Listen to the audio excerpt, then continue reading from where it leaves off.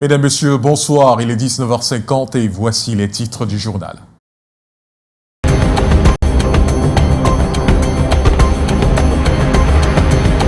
Ils ont de l'ingéniosité à revendre. Des hors-la-loi usent de stratagèmes pour appâter leurs victimes. Un gang spécialisé dans le vol de véhicules, agression à bord de taxi, utilisait des talismans pour hypnotiser leurs proies avant de les dépouiller. Le parcours de 3 membres vient de prendre fin grâce à une opération de la gendarmerie nationale qui accentue la lutte contre le banditisme en cette veille de fête de fin d'année.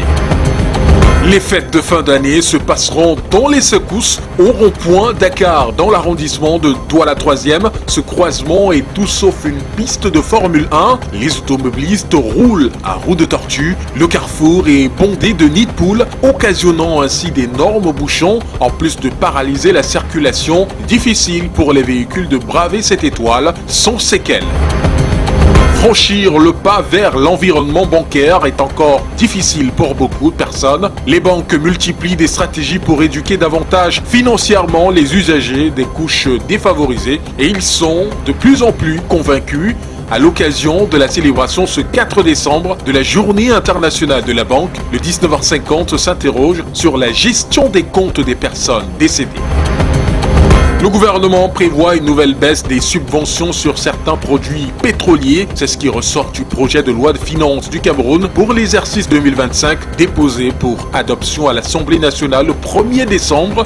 Ce qui pourrait conduire à une 3e hausse des prix à la pompe. À suivre dans cette édition les explications du ministre des Finances, Louis-Paul Motazé, hier face aux sénateurs.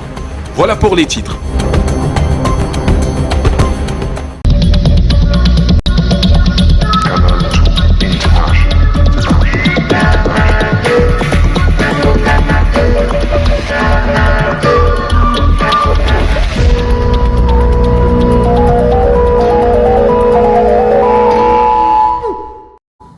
L'approche des fêtes de fin d'année est généralement la période où l'insécurité s'accentue dans les grandes villes du Cameroun. À Yaoundé, les victimes sont nombreuses. Les malfrats utilisent des talismans pour hypnotiser et dépouiller leurs victimes. 3 membres d'un gang spécialisé dans le vol de véhicules et agressions à bord de taxis sont tombés dans la nasse de la gendarmerie nationale. Karen Mezatiachoya et Constant Kamgar. Derrière son air innocent se cache une femme membre d'un gang d'agresseurs présumés à bord de taxi. Leur modus operandi est particulièrement vicieux. Tout commence par une distraction soigneusement orchestrée. La victime, une fois à l'intérieur du taxi, est absorbée par des simulations de conversations téléphoniques et d'autres méthodes de diversion. Pendant ce temps, un pseudo-passager signale au chauffeur qu'il transporte une importante somme d'argent dans des valises. Le chauffeur feint de les vérifier et en ressort avec 2 billets de 10 000 et 5 000 francs CFA présentés comme des échantillons prélevés dans les dites valises. C'est à ce stade que Mirabel entre en scène.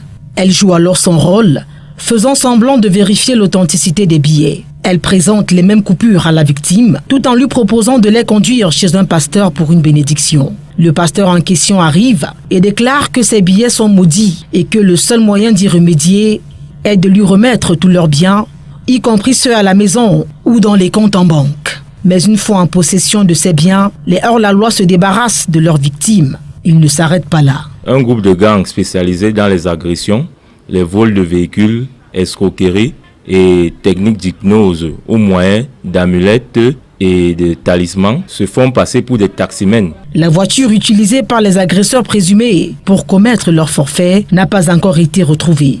Les 2 autres membres de la bande sont toujours en fuite, mais les enquêteurs poursuivent leurs recherches.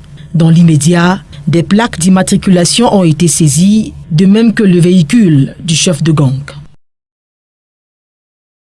Et heureux dénouement pour les mamans retenues à l'hôpital gynéco-obstétrique de Yaoundé pour facture impayée. Les 10 jeunes femmes qui étaient jusqu'à ce matin encore privées de liberté dans un bloc d'hospitalisation des gynécologiques sont à présent libres. C'est le résultat de plusieurs réunions tenues ces derniers jours entre les services sociaux et la direction de l'hôpital gynéco-obstétrique de Yaoundé. Elles ont souhaitant retrouver la chaleur de leurs enfants et de leurs proches après y avoir passé entre 1 et 3 mois dans une situation précaire. Quelques-unes remercient la rédaction de Canal 2 International pour avoir participé à mettre la lumière sur leur situation, mais aussi tous ceux qui se sont mobilisés pour ce happy end. Rappelons que l'une d'elles est décédée il y a quelques semaines des suites de maladie. Et l'état des routes est une maladie pour la ville de Douala. Au quartier Dakar, le rond-point est transformé en un siège de nid de poule. La circulation est un parcours de combattants sur ce croisement situé dans l'arrondissement de Douala 3e. Les 4 voies qui mènent à lui sont en piteux état. Les usagers font face aux bouchons, accidents et panne au quotidien. L'inaction de la municipalité exaspère. Reportage de Titi Freeman et Thierry Nana. De profondes et dangereuses crevasses encerclent le rond-point Dakar dans l'arrondissement de Douala 3e. Que vous veniez des quartiers Espoir, Brazzaville, Elf ou du commissariat 8e, l'état de la chaussée est le même. Cauchemardesque. Les 4 directions qui vont de ce carrefour sont en situation de délabrement accentué depuis plus de 6 mois. La route, si on ne comprend plus rien, ça nous affecte tellement. Les gens tombent, les benskins tombent là-dedans avec les mamans. Les mamans se blessent, les gens se cassent les pieds de gauche à droite. Ou quand les camions vont tuer, les gens, on va venir parler de la catastrophe naturelle où ça serait artificiel parce que nous-mêmes, on est dépassés. Le risque est permanent.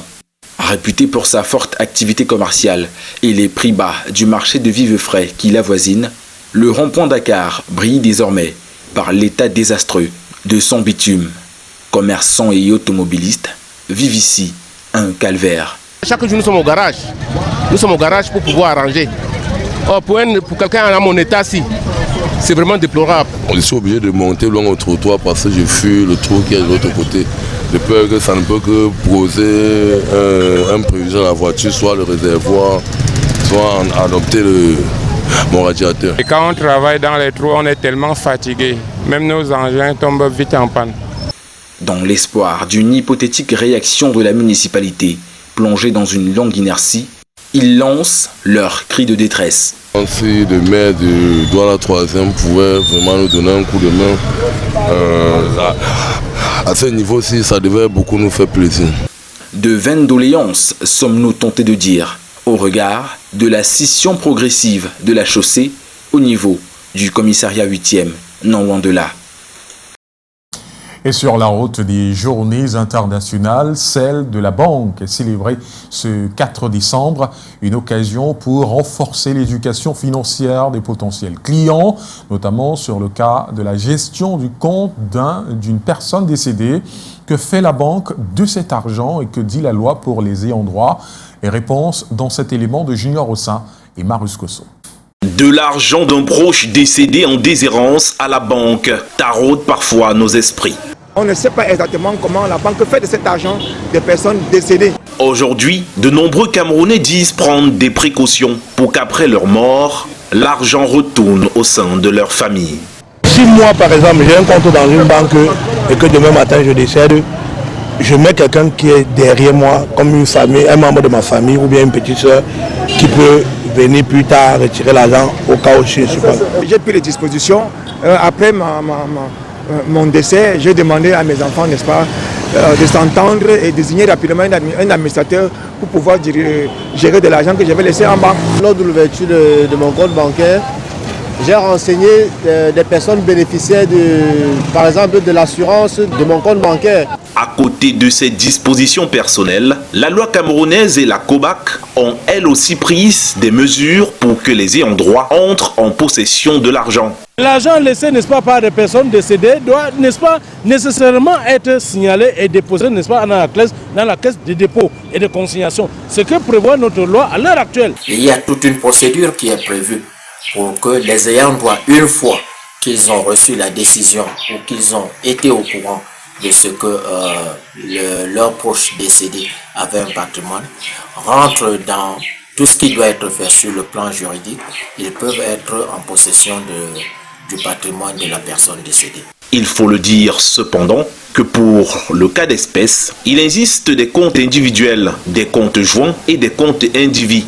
Et les conséquences du décès d'un titulaire de l'un de ces comptes ne sont pas similaires. Et l'inflation sera-t-elle un peu plus exponentielle en 2025? Les économistes répondent par l'affirmative, se fondant sur une énième réduction des subventions des produits pétroliers contenus dans le projet de loi de finances 2025, ce qui ne sera pas sans répercussion sur tous les secteurs d'activité. Entre la pression des bailleurs de fonds et les nouvelles niches fiscales, il reste que les experts y voient des choix peu prometteurs pour un éventuel décollage économique. Monique Naossi-Fosso et Colin Stayo. À la baisse ou à la hausse dans le projet de la loi de finances, l'économiste Louis-Marie Cardeux remet en question l'existence même des subventions des produits pétroliers au Cameroun. Il n'y a pas une caisse où on part, ou une ligne où on part chercher de l'argent pour venir verser dans le carburant. Ça n'existe pas. Et donc, techniquement, il n'y a pas de subvention. Regardons le prix. Sur le marché international, en décembre 2024, l'État achète un litre à 327 francs CFA et on revend sur le marché à 840 francs CFA. Le surplus, c'est les choix politiques du Cameroun.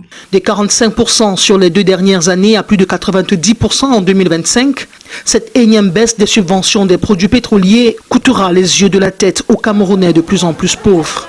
Une hausse de prix qui aille de l'ordre de 40 à 50% du prix normal ou du prix habituel. Vous pouvez imaginer quelles sont les conditions dans lesquelles les Camerounais seront. Il faut redouter une très forte inflation, il faut redouter des conditions de vie qui ne vont pas être vraiment très très réduisantes pour la majorité des Camerounais. Ce que vous voyez dans la loi de finances 2025, la gestation du gouvernement en essayant de créer d'autres impôts, comme on parle de déclaration annuelle des particuliers, je pense que là, le gouvernement veut chercher d'autres sources de financement pour pouvoir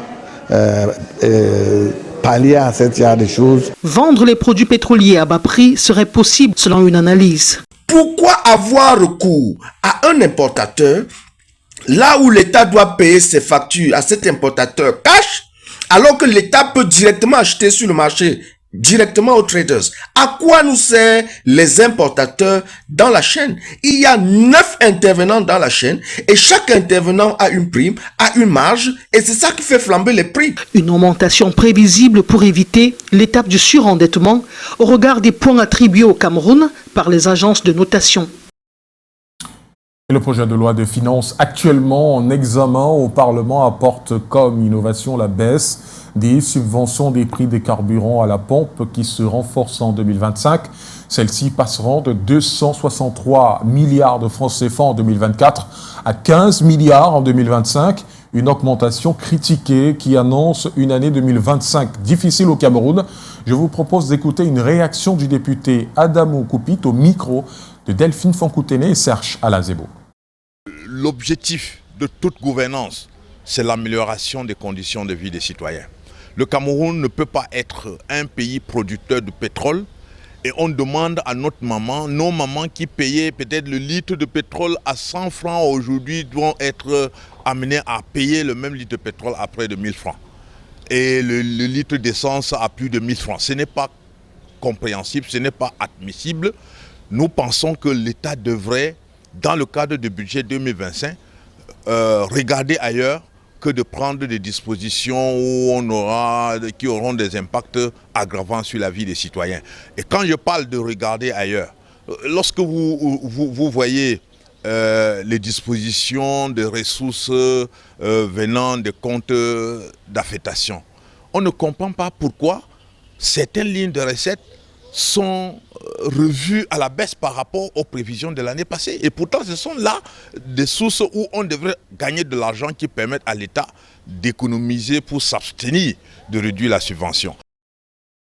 Et quelles mesures prises par le gouvernement pour soutenir les ménages face à la baisse de subvention des prix à la pompe des hydrocarbures? Question posée au ministre des Finances hier soir au Sénat. C'était au cours de la plénière d'adoption de 3 projets de loi. Delphine Fonkoutene et Serge Alazebo. En marge de l'examen de la loi de règlement, le projet de loi de finances 2025, qui entérine une baisse significative des prix des subventions sur le prix du carburant à la pompe, fait l'objet d'échanges ici au Sénat. Quelles sont les mesures prises par le gouvernement pour soutenir les ménages face à l'inflation généralisée et à l'augmentation du prix des carburants à la pompe? Le gouvernement se bat pour contenir les prix. C'est l'une des mesures. L'autre mesure, qui est d'ailleurs une mesure immédiate après l'augmentation du prix à la pompe, c'est la revalorisation des salaires. Le gouvernement va procéder à la revalorisation des salaires. Vous le savez, et du SMIC aussi, je crois. Lui, Paul Motazé, appelé également à apporter des éclairages sur le projet de loi portant fiscalité locale. Ce texte, qui ambitionne de redéfinir les ressources financières des collectivités territoriales décentralisées, suscite des interrogations sur sa mise en œuvre. Pourriez-vous nous édifier sur l'incidence d'une telle taxe sur les revenus des salariés? Nous avons fait un petit calcul pour dire qu'un salarié qui perçoit un revenu mensuel de 100 000 francs CFA, cette taxe s'élève à 1 500 francs CFA par an. 1 500 francs CFA par an, c'est-à-dire 125 francs par mois. À l'issue de cette séance plénière, 2 autres textes sont adoptés. Le projet de loi sur la fiscalité locale et celui portant protection des données à caractère personnel. Si leur adoption par le Sénat est acquise, ces textes devront désormais attendre leur promulgation par le chef de l'État pour devenir effectifs. Sénateur, opératrice économique, elle a choisi la plateforme des cafés politiques organisés par les journalistes du CLOPO pour donner sa lecture des phénomènes sociaux-politiques qui traversent le Cameroun. Françoise Pouené était l'invitée de cette rencontre le 3 décembre à Yaoundé.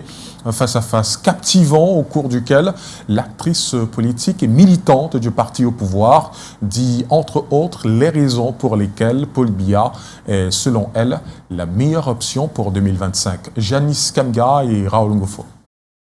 Lunettes de soleil, costard, cravate, Françoise Pouené arrive sur la scène du café politique avec l'assurance qu'on lui connaît. En face, le Club Po, l'association des journalistes politiques du Cameroun, la titille sur un certain nombre de questions d'actualité. La sénatrice RDPC est appelée à jeter un regard sur l'état de la démocratie au Cameroun. N'ayons pas toujours en esprit de voir ce qui est mauvais. Vous savez combien de partis politiques existent aujourd'hui? Vous avez déjà fait un seul remaniement au Cameroun sans qu'on ait touché ministère économie ou finance.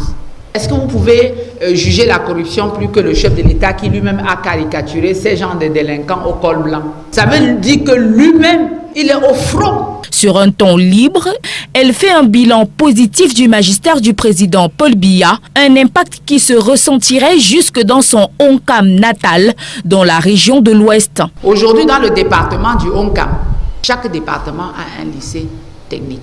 On comprend donc aisément que la militante du parti au pouvoir positionne son champion comme meilleur choix pour la présidentielle de 2025. Même certains camarades qui pensaient même que le RDPC est fini, je leur ai dit que le RDPC n'a pas encore commencé. J'arrive avec ça et le RDPC va commencer à battre maintenant. Autre question, la gestion de la crise au Nozo, les féminicides et même le recours à la torture qui fait depuis quelque temps les choux gras de la presse avec le cas Longuet Longuet. J'ai également déploré les faits que cela arrive, mais j'ai dit que ce n'était pas la première fois que j'ai vu ici au Cameroun. Moi j'étais là, j'ai vu même les fessées nationales, on a fessé les tchungas, les bois machos, les machins et tout ça. À travers cette sortie, Mami Nyanga dévoile la machine politique loin des carcans de l'entrepreneuriat féminin dans lesquels la milliardaire s'est souvent illustrée. Et prévenir l'importation sur le marché camerounais des produits dangereux qui ne respectent pas les normes de qualité. C'est l'objectif du programme d'évaluation de la conformité avant embarquement des marchandises importées en République du Cameroun. Le programme, logé au sein de l'Agence des normes et de la qualité, tenait hier son comité annuel à l'effet de renforcer son dispositif de contrôle, surtout à l'approche des fêtes de fin d'année. Daniel Anissé-Boudier et Jean-Bernard Tanier.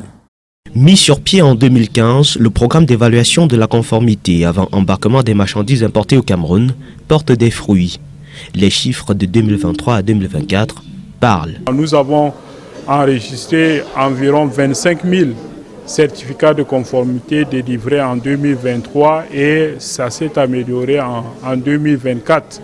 Cela nous permet de dire que effectivement le programme marche très bien. Plusieurs produits échappent cependant encore au contrôle qualité et se retrouvent sur le marché national, parfois par des voies illicites. Et nous avons également constaté sur le marché un certain nombre de produits qui malheureusement réussissent à entrer par la voie terrestre et autres sans respecter la procédure de normes. Et des recommandations ont été formulées pour que la voie terrestre soit dorénavant également contrôlée pour que l'ensemble, les 100% des marchandises qui entrent sur le territoire fassent l'objet d'une analyse ou d'évaluation de la conformité avant d'entrer sur le territoire camerounais. La question préoccupe les membres du comité interministériel de suivi et évaluation du programme qui siège en sa session annuelle ce 3 décembre à Yaoundé. L'objectif en cette veille de fête de fin d'année est de préserver le marché de produits potentiellement dangereux.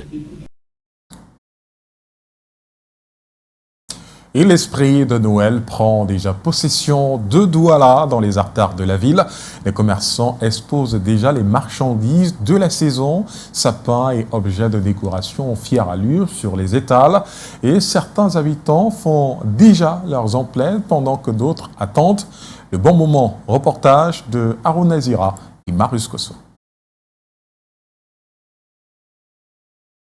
Ce carrefour de la ville de Douala affiche peau neuve depuis quelques jours. De nouveaux décors s'imposent à l'approche des fêtes de fin d'année. Cette commerçante a rangé sa marchandise habituelle dans les placards pour laisser place aux accessoires de Noël. Avant, on vendait les sacs cadeaux, les papiers cadeaux et on faisait les emballages de cadeaux. L'activité courante, c'est Noël, donc tout ce qui est attaché à Noël. C'est pour ça que nous sommes lancés l'activité des ventes des sapins de Noël et accessoires donc avec décoration. Et si on se permet souvent de conseiller la clientèle. À quelques mètres du lieu du carrefour à Noa-Aqua, nous rencontrons ce jeune commerçant au marché de la douche. Dans ce poste qui lui sert de comptoir, il propose également des artifices de fête de fin d'année. Avant ce marché de saison, il faisait dans la vente des arachides et mettait sur la tête, il baladait avec. Faire que si c'est juste pour améliorer. Chez cet habitué de décoration, l'engouement semble morose à quelques semaines de célébration. Des choses se passent tout doucement. En termes de décoration, il y a les pompiers qui passent. Les pompiers que vous voyez là, il y a les couronnes, il y a les confettis, beaucoup de choses, des bougies qui durent. Et on prend les trucs à crédit pour revendre et puis remettre avant d'avoir un peu de quoi gagner. Chaque année qui vient avec des nouveautés. Et quand il y a le stock, tu pars avec le chinois, il te restitue. Et c'est vous qui payez. Vous le payez avec ce que vous avez, ce qui reste chez vous. Donc ce qui est beaucoup fissuré, vous le tenez après, mais ce qui est encore bien, eux, ils peuvent récupérer. Plus qu'une vingtaine de jours pour refermer ce marché saisonnier.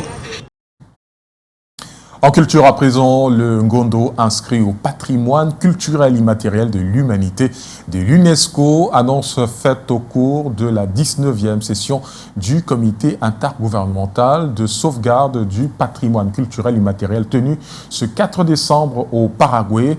Une victoire pour la culture camerounaise en attente de cette décision depuis 2 ans. Le dossier d'admission du culte des oracles de l'eau avait été remis aux autorités de la République en 2022 lors de l'Assemblée générale ordinaire de l'organisation traditionnelle du peuple Sawa.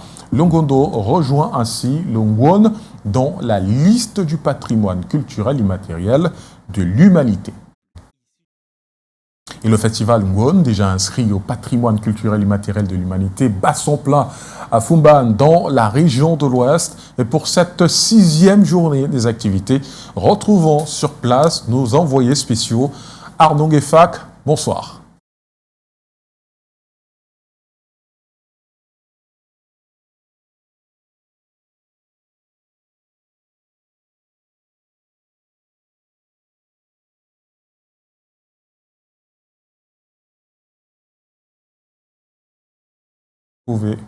Voilà.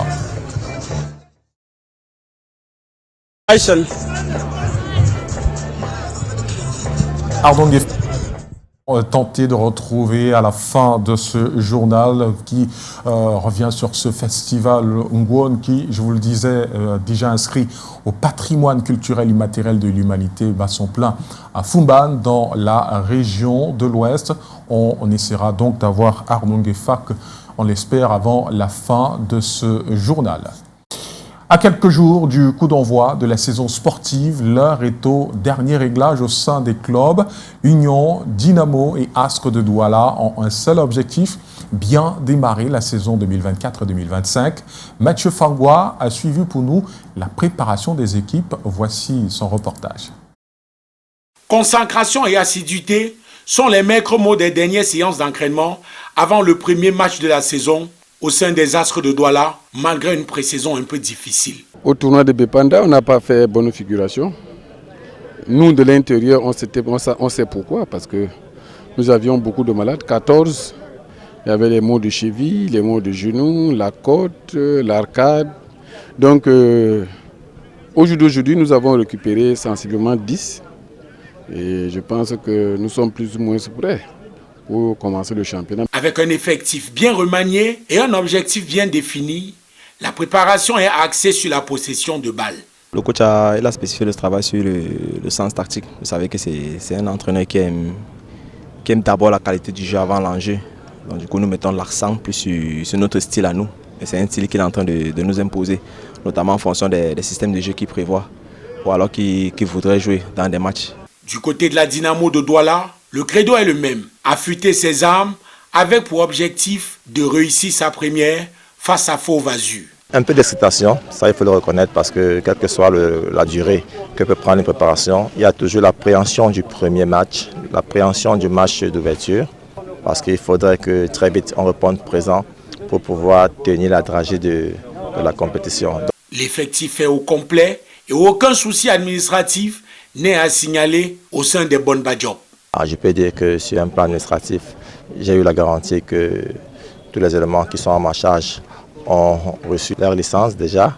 Nous les avons de façon physique et je pense que même en termes d'arguments techniques, ça va, ça se passe bien. L'infirmerie est plutôt vide, il n'y a qu'un joueur qui se trouve à l'infirmerie. Donc je pense que tout se passe bien pour le moment. Au sein de l'Union sportive de Douala, le staff maintient le rythme de travail avec pour mission de réussir son entrée face aux Ascres de Douala dans le derby régional de la première journée. Revenons donc sur le festival Ngwon, qui, je vous le disais, déjà inscrit au patrimoine culturel immatériel de l'humanité.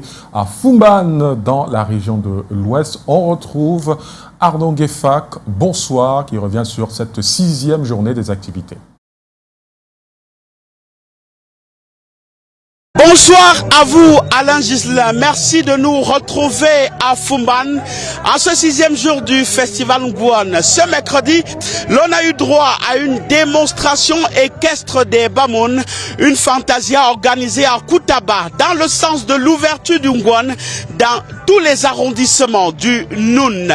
Une activité partagée entre exhibition et culture. Je vous propose, pour en savoir plus, ce reportage signé Walter Bertrand et Anguerantoa.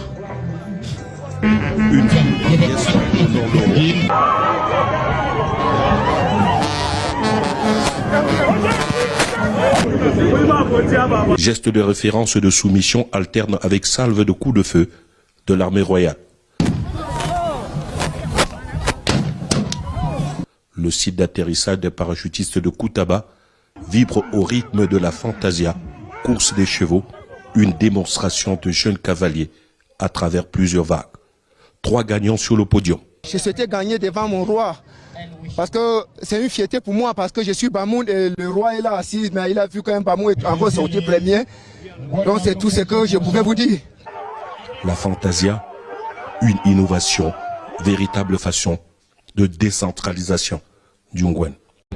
Voilà, la fantasia, c'est déjà une nouveauté, parce que dans l'esprit du comité d'organisation de la Fondation Ngwon, il fallait donc essayer d'étendre le Ngwon dans toutes les contrées, donc diversifier le Ngwon. On a délocalisé cet événement, la fantasia, qui est une nouveauté, ici à Koutaba. Les chevaux sont venus du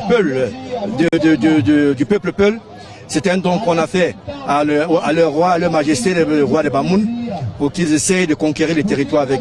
Donc la Fantasia a une place importante dans le royaume Bamoun. Le challenge, c'était déjà de mobiliser la communauté pour venir accueillir notre roi. Parce que... Grand moment d'un événement d'une portée culturelle, symbolique. La course hippique, ici, permet aussi un brassage entre les peuples. Le Ngwon, patrimoine immatériel pour le rayonnement de la culture et le développement durable, c'est le thème central du colloque organisé ce jour dans le cadre de l'édition 2024 de ce festival. En présence du sultan roi des Bamoun, la leçon inaugurale a été dispensée par Paul Abouna, agrégé anthropologue et chef de département anthropologie à l'université de Yaoundé 1. Je vous propose une attitude de lui captée par Dimitri Kuaté.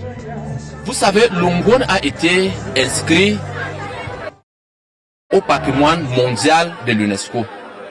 Et l'une des raisons pour que cette inscription-là soit acceptée et reconnue, c'est de montrer la dimension universelle du phénomène qui est inscrit au patrimoine.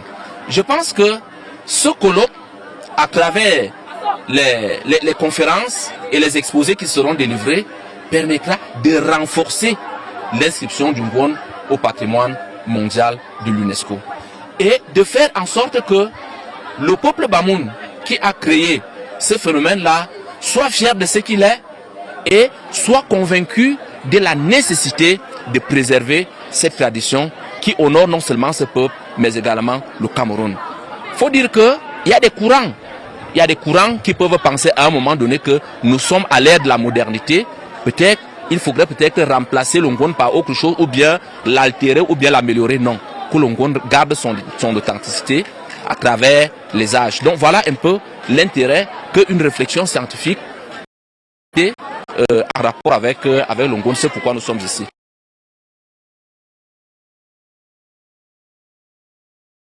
Agriculture et du développement rural, Gabriel Barrobé a procédé en présence du roi au vernissage de la mini-foire agro-pastorale.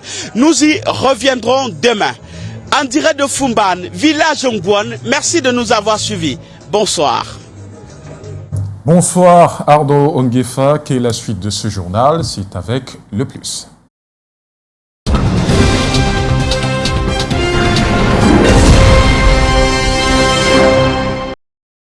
L'Institut de formation professionnelle ardoise ouvre ses portes à Kribi, dans le département de l'Océan, région du Sud. Il propose des formations professionnelles de qualité dans diverses filières, avec un personnel qualifié et se positionne comme un acteur clé de l'éducation professionnelle. Regardez. Coupure du ruban symbolique et l'Institut de formation professionnelle l'ardoise de Kribi, dans le département de l'Océan en région du Sud, est désormais ouvert. Cette belle bâtisse aux infrastructures modernes offre de nombreuses commodités, notamment 3 salles de cours équipées, une cuisine et un restaurant spacieux, ainsi qu'une salle multimédia avec connexion Internet gratuite pour les étudiants. Mais cela ne s'arrête pas là. L'Institut dispose également d'une salle d'application pour les filières d'hébergement, de 4 salles pratiques pour les filières industrielles, d'une salle d'application pour la filière esthétique dotée d'appareils requis, ainsi que des bureaux entièrement équipés pour le personnel. Toutes les conditions sont réunies pour offrir une formation de qualité aux étudiants. Est-ce que le seul secteur à employer les jeunes, il faudrait aussi que ces jeunes-là s'auto-emploient en bénéficiant de ces formations, de ces différentes formations-là qui aident et qui ont toujours un impact social dans un avenir. L'Institut de formation professionnelle l'ardoise offre une formation riche et variée, garantissant satisfaction à l'issue de l'apprentissage. C'est une occasion en or pour tous ceux qui souhaitent acquérir les compétences nécessaires pour se lancer dans l'entrepreneuriat et réussir à leur propre compte. Une fierté pour le promoteur. Je vous exhorte au plus sérieux à avoir un esprit ambitieux, audacieux et créatif. Car dans l'ambition, nous avons la vision d'un futur planifié. Madame le préfet du département de l'océan. Je vous suis reconnaissante pour votre présence et votre soutien et qu'avec vous, nous évoluerons avec un département de l'éducation de nos enfants pour un avenir meilleur. Un temple du savoir inauguré par le deuxième adjoint préfectoral en présence de plusieurs autorités et partenaires, ainsi que des parents venus nombreux ouvrir cette nouvelle page de la formation professionnelle dans la cité balnéaire. Là, nous avons un pied à police. Ici, nous avons les points d'eau, là, des forêts, et là, des électrodes, différentes sortes d'électrodes. Ici, nous avons les lunettes, lunettes à souder, lunettes à couper, lunettes à souder. La cérémonie a drainé du beau monde, un événement rythmé par plusieurs interventions, ponctué d'animations captivantes. Et c'est la fin de ce journal. Merci de votre fidélité à Canal 2 International. Je vous retrouve demain, même lieu, même heure, 19h50. Bonsoir.